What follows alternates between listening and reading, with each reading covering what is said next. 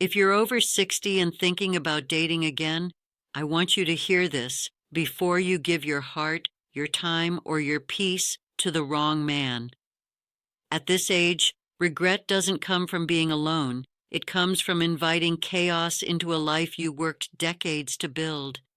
I've watched smart, warm, generous women make the same 5 mistakes again and again, not because they were foolish, but because they were hopeful. Hope is beautiful, but hope without boundaries is expensive.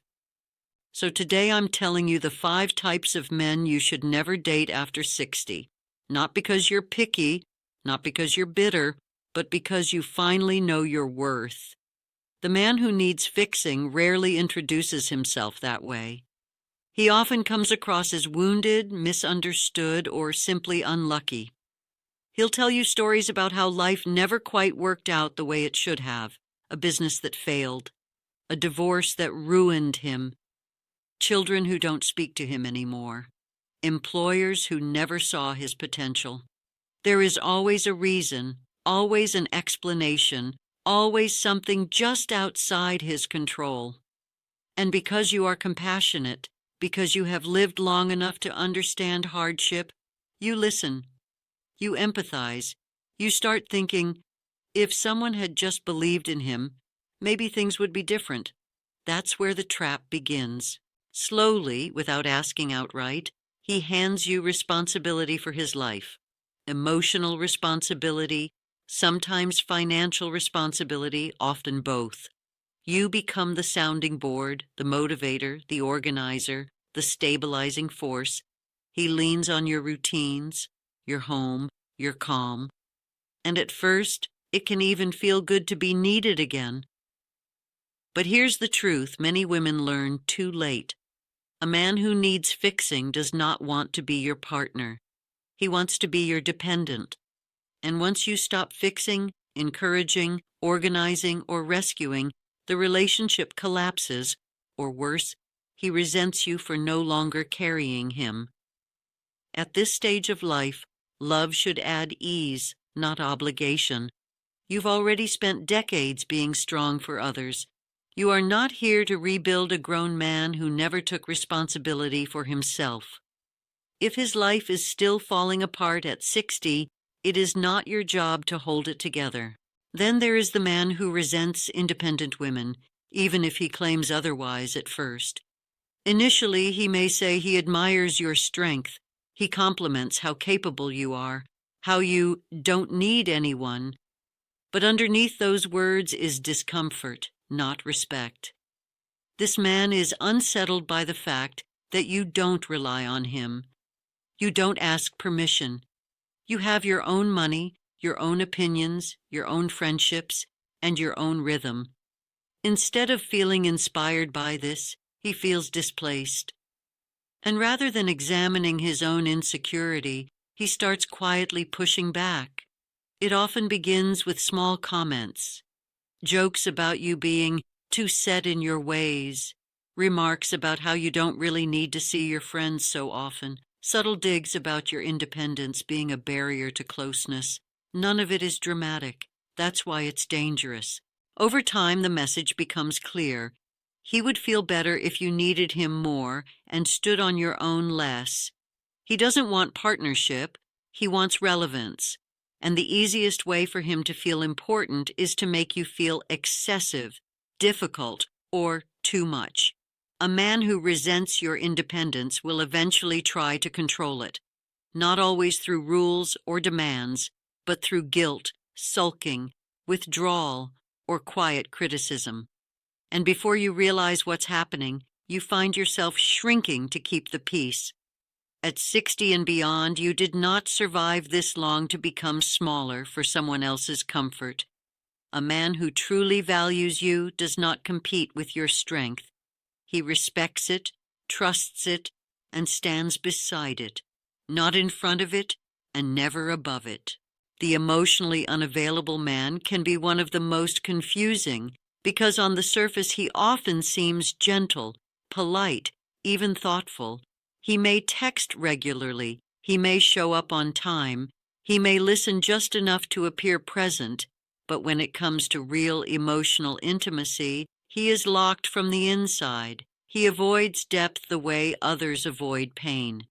When conversations turn toward feelings, needs, fears, or the future, he redirects. He changes the subject. He makes a joke. He suddenly grows quiet. If you express something vulnerable, he responds with logic instead of empathy, or silence instead of reassurance. You walk away feeling like you shared too much, even though you didn't. Many women over 60 excuse this behavior because they tell themselves, he's been hurt before, or men of his generation just aren't good at expressing feelings. And while those things may be true, they do not change the outcome. You end up doing all the emotional labor. You think about his feelings, protect his comfort, soften your words, and carry the emotional weight of the relationship alone. The danger here isn't loud rejection, it's quiet deprivation. You start feeling lonely even when you're with someone. You feel unseen, unmet. You hesitate to bring things up because you already know how it will go.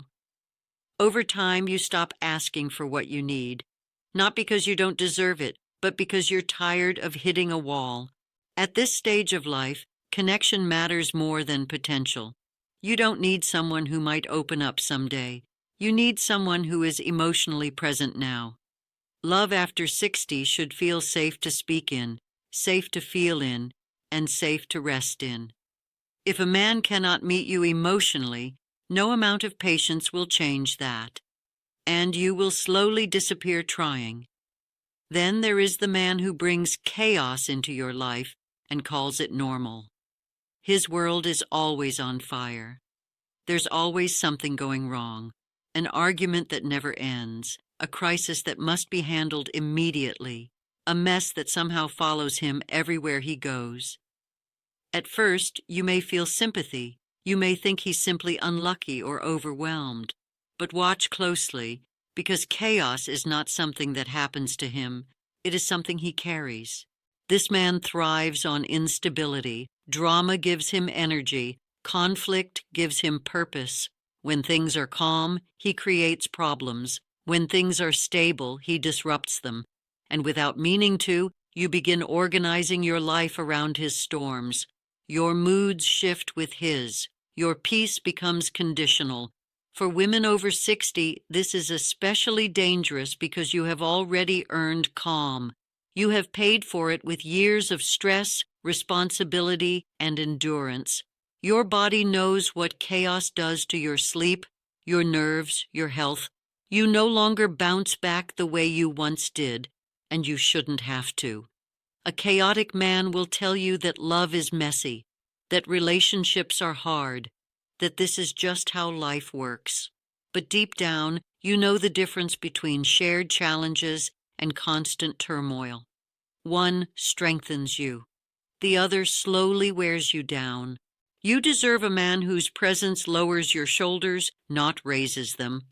Someone whose life has room for you, not someone who pulls you into endless disorder.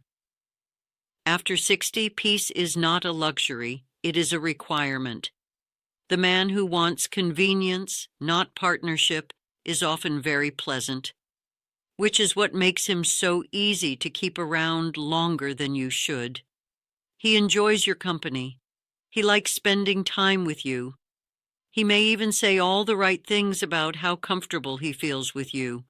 But look closely at what he doesn't do. He doesn't plan much ahead.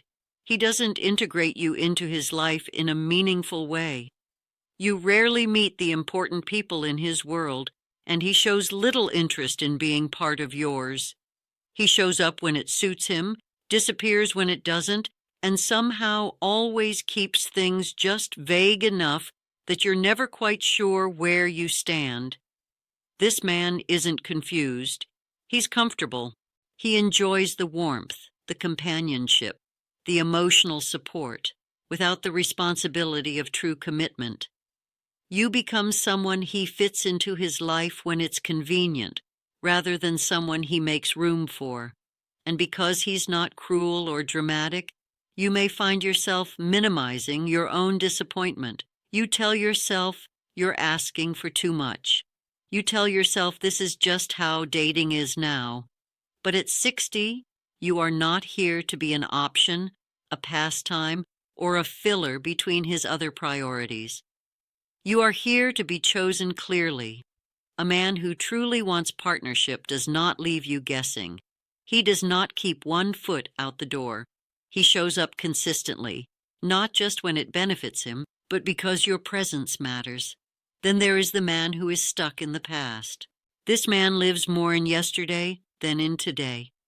His stories always circle back to his ex-wife, his best years, his former job, his old status, his old body, his old life. He compares everything, including you, to what once was. Sometimes it's spoken openly. Sometimes it's implied. Either way, you can feel it. He isn't curious about the future. He isn't growing. He isn't building anything new. He is mourning what he's lost and trying to recreate it through you. And without realizing it, you become a stand-in, not a partner in a shared present, but a reminder of something he can't let go of. Being with a man like this is heavy. You feel like you're competing with memories you can't touch and a life that no longer exists. Your joy feels out of place. Your excitement feels inconvenient. Your desire to move forward feels lonely. At this stage of life, you deserve someone who is alive in the present, someone who is interested in who you are now, not how you compare to someone from decades ago. Love after 60 should be forward-facing. It should be rooted in today, with space to imagine tomorrow. And here is the truth that ties all of this together. Dating after 60 is not about settling before it's too late. It's about protecting the life you've worked so hard to build. The wrong man will cost you peace, energy, confidence, and time. The right man will never ask you to sacrifice those things, and if no man meets that standard, your life is still full, your worth is still intact, and your peace is still yours to keep.